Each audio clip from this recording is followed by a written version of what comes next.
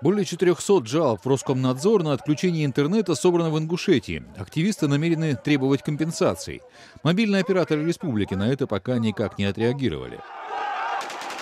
С 4 октября в столице Ингушетии круглосуточно проходила массовая акция протеста против изменения границы с Чечней.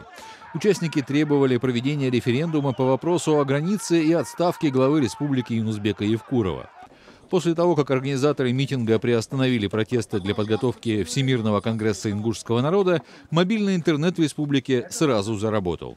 Участники протестов утверждают, что все эти действия санкционировались властями, чтобы информация о протестах против передачи земель Чечне как можно меньше выходила за пределы региона. Ингушетия отдала больше 30 тысяч гектаров земли, не просто земли, на которой находится заповедник федерального уровня, земли, на которой есть залежи нефти, и она вернула себе около 7 тысяч гектаров участка, территории, которая раньше была отдана в аренду Чеченской Республики под посевные площади. То есть, по сути, это территория Ингушетии, которые вот под этим соусом якобы сейчас вернули. И это голая степь.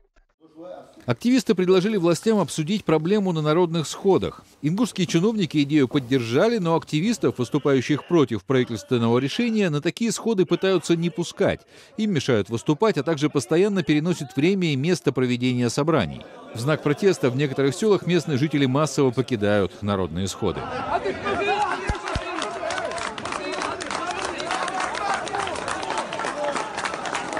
30 октября должен открыться первый Всемирный конгресс ингушского народа, на который планируют съехаться ингуши из других регионов России и мира.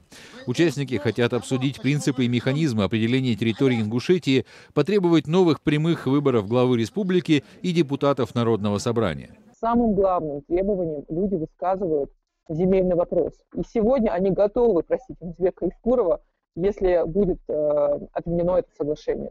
Я не знаю, как это можно сделать юридически, но учитывая, что оно было заключено с нарушением всех норм и законов, то я думаю, что не представляет большой сложности с юридической точки зрения его аннулировать. Как утверждают представители центральной российской власти, сейчас уже не важно, с нарушениями или без было подписано соглашение об изменении границ.